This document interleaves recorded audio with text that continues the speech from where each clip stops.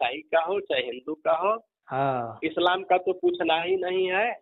हाँ, वो तो वो तो पूरा का पूरा एकदम अधर्ममय को धर्म बता दिए हैं। वो तो हाँ, जो अधर्म है वही धर्म है, उनका तो यही धर्म है। सबसे जबरदस्त हाईजैकिंग किया है। हाँ, और धर्म में तो मजहब वालों में क्या है कि कुछ अच्छी बातें हैं, पाखंड है तो बहुत कुछ अच्छी बातें भी हैं। हाँ हाँ, ईसाइयत में भी है, हिंदू में भी है। हाँ, लेकिन कुरान में तो जबरदस्त ब्रेन वॉशिंग कर दिया गया है एकदम। कुरान में तो मतलब मान के चलिए ना कि शीर्षासन करा दिए हैं एकदम। और कहा कि यही शीर्षासन ही सबसे बढ़िया है। हाँ, सिर के बगल चलो। मतलब हिंसा ही धर्म है। तो हाँ शीर्षासन तो आदमी जो है ना 1-1.5 मिनट करता है हाँ। तो ठीक रहता है। 1-1.5 मिनट के बाद ज्यादा अगर करेगा ना तो अंधा भी हो जाएगा और दिमाग सुस्त भी हो जाएगा, फिर वो जो है ब्रेन हेमरेज हो जाएगा। ब्रेन हेमरेज हो जाएगा। तो उसको ब्रेन हेमरेज हो गया है ना अब तो।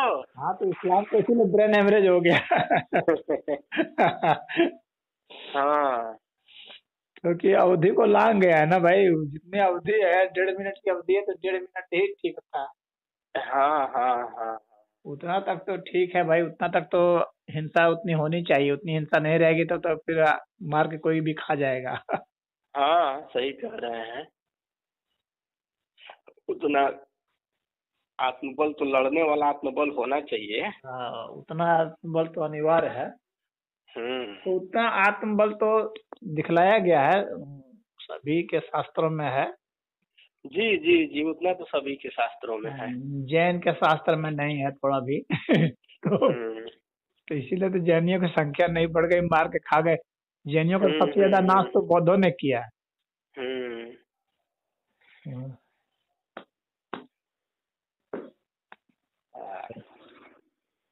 ये सब है, उत्थान पतन चलता है हर चीज का। जी जी जी। ये ये आज ये एक बहुत अच्छी बात हो गई है इंटरनेट से ना कि हाँ, जितने भी धर्म के ग्रंथ हैं या महापुरुष हैं या हाँ, जो उनके सिद्धांत हैं या जो हाँ, उनके त्योहार हैं या उनके कल्चर हैं और किसी तरह से सब पर आलोचना प्रत्यालोचना जम के चल रही है बहस। कई हजार वर्षों से जो आरक्षित हो सुरक्षित हो गए थे, हाँ अब असुरक्षित महसूस कर रहे हैं। अब इनका आरक्षण जो है टूट रहा है। हम्म। रिजर्वेशन इनका खत्म हो रहा है यार। हम्म। हाँ, ये तो बहुत बढ़िया हुआ है। ये साइंस की ही देन है। हाँ, साइंस की देन है, साइंस की देन है। हम्म। ये साइंस। अच्छा गुरुजी, हम्म। यूट्यूब पर हाँ। एक है, उनका नाम नहीं जानता हूँ मैं। हम्म।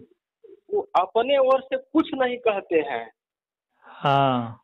बस केवल शास्त्र को ढूंढ ढूंढ करके उसको खोज खोज करके बस कथा सुनाते हैं। ढोल में पोल नाम से उनका चैनल है। हम्म। अब देखे हैं उनका? नहीं मैं देखा नहीं हूँ। ढोल में पोल, वो अपने ओर से कुछ भी नहीं कहते हैं, बस वही पढ़ पढ़ करके बस केवल सुनाते हैं कि मित्रों देख लो इसमें क्या सत्यता है तुम खुद समझो यार। अच्छा। हाँ, हाँ। ढोल में पोल मैं तो बराबर सुनता हूँ। अच्छा। और वो जी, हाँ तो पोल ऊपर से खोल दे रहा है। हाँ, ढोल में पोल। हम्म। जी, तो ठीक भी है, पढ़ पढ़ करके सुनाते हैं अपना श्लोक सही, अगर अगर शास्त्र रखे रहते हैं एकदम प्रमाण के रूप में। हाँ। जी।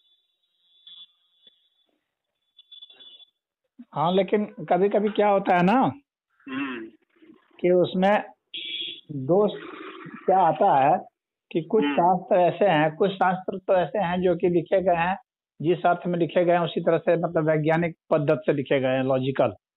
जी, कुछ वो शास्त्र तो ठीक है।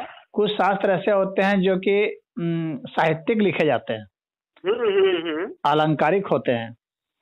तो उसमें मतलब रूपक के अर्थ में होते हैं, मतलब वो बतलाना वो सामने कुछ और दिखता है, उसका मीनिंग कुछ और होता है, छिपा हुआ।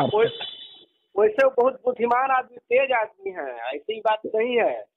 तो जो छिपा नहीं, खाली तेज होना जरूरी नहीं होता है, जरूरी यह होता है, कई उसमें कारण होते हैं बतलाने के। पहली बात तो यह है कि व्यक्ति का इरादा क्या है, पहले तो सबसे महत्वपूर्ण यह है। वो उसके इरादे के हिसाब से भी वो परिभाषा व्याख्या भी करता है। और दूसरी बात है कि उसका जैसे जिसका जो एजेंडा होता है, फिर उसके बाद है कि उसको अध्यात्म की कितनी पकड़ है, अध्यात्म में कितनी पहुंच है, उसके हिसाब से वह व्याख्या कर सकता है अच्छा से। तीसरी बात है कि शास्त्र जिस भाषा में है उस भाषा का उसको कितना ज्ञान है। वो चलिए मैंने इसे बता दिया, हमको उनके ऊपर ना उनकी प्रशंसा करनी है ना निंदा करनी है। वो वही नहीं, मैं तुमको ऐसे बता रहा हूँ, मैं तो जो भी हो व्यक्ति मैं समझता हूँ ऐसी बात नहीं कि जो रूपक के रूप में लिखा गया है, जो सांकेतिक जो चीज होता है, मैं उसको समझता हूँ, शास्त्र के जो संकेत हैं। मैं हर सबकी बात को मैं जो कहते हो मान नहीं लेता हूँ, मैं मानने वाला नहीं आदमी हूँ। हाँ, तो उसी तरह इसलिए मतलब कभी कभी ऐसा होता है ना कि आदमी किसी के उसमें बहकावे में आ जाता है, सोचता है कि नहीं ये जो लिखा है यही इसका अर्थ है, तो ऐसा नहीं होता है। कहने का मेरा तात्पर्य यह है। हाँ, और कभी कभी तो जैसा लिखा है वैसा ही अर्थ भी होता है। हाँ, तो मतलब उसमें से जिस तरह से हंस जो है चुन लेता है, नीर छीर को अलग करता है, उस तरह से अलग करने की बुद्धि चाहिए।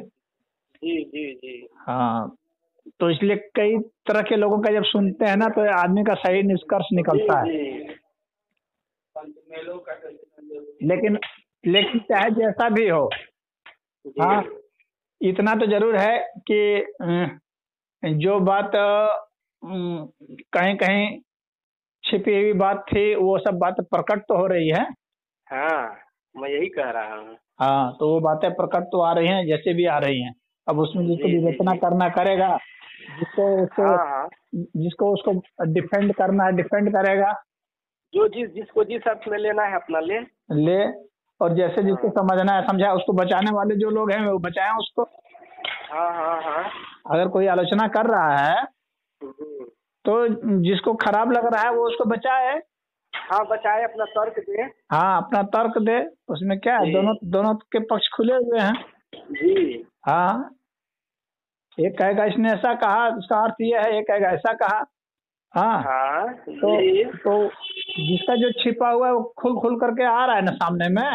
हाँ, अब बुद्ध की खराब बातें अभी तक नहीं लोगों को पता थी, लेकिन अब धीरे धीरे खुल के सब आ रही है ना कि बुद्ध ने क्या बोला, किसकी जाति के विषय में क्या क्या बोला, जी। और स्त्रियों के खिलाफ में कहाँ बोला।